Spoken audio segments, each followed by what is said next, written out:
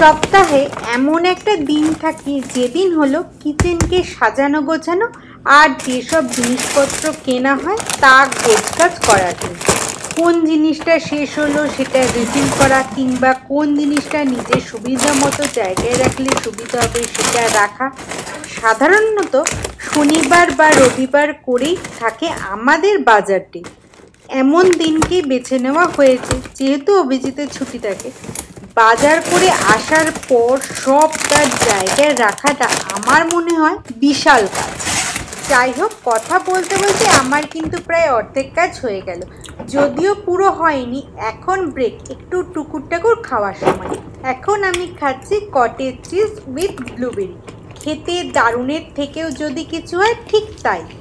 যদি সব কিছু জায়গায় না রাখি আমার আবার একটা ব্যাপার, সে ভুলে যাই কি কিনেছি বা কি আছে।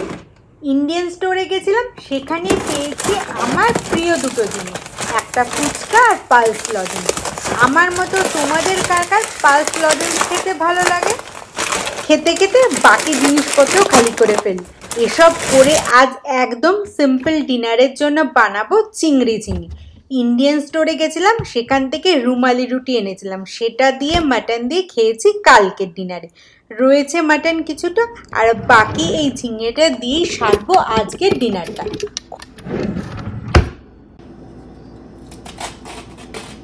খুবই সহজভাবে বানাবো। কড়াইতে সর্ষের তেলে গরম হতেই দেব কালো জিরে ফোড়ন, সাথে একটা শুকনো লঙ্কা। এবার দেব আলুর টুকরো, একটু নাড়াচাড়া করে দেব হলুদ আর কাশ্মীরি লঙ্কা গুঁড়ো।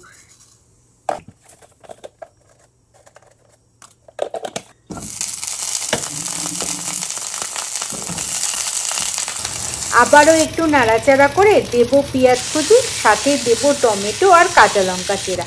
নাড়িয়ে চাড়িয়ে নুন দেব সাথে। আগে থেকে কাটা ঝিঙে টুকরোগুলো দিয়ে একটু নাড়িয়ে চাড়িয়ে ঢাকা দিয়ে হতে দাও। ঢাকা খুলে দেখব প্রায় আলু সেদ্ধ হয়ে গেছে, ঝিঙেও মজে গেছে। তখন দেব হালকা করে চিংড়ি মাছ ভাজা, সেটা দিয়ে মিনিট 2-3 নাড়িয়ে চাড়িয়ে গ্যাস বন্ধ করে দাও। ওপর থেকে বেশ খানিক ধনেপাতা কুচি ছড়িয়ে মিশিয়ে নাও। রুটি ভাত যে কোনো কিছু দিয়ে খেতে দুর্দান্ত লাগে। ঝিঙে পোস্ত তো খাই বা খুবই ভালো লাগে খেতে, কিন্তু এটা খেতেও দারুণ লাগে। রেসিপিটা ভালো লাগলে ট্রাই করো। কেমন লাগলো বানিয়ে খেয়ে সেটাও জানাতে ভুলো না কিন্তু। পুরো ভিডিওটা দেখার জন্য সবাইকে ধন্যবাদ।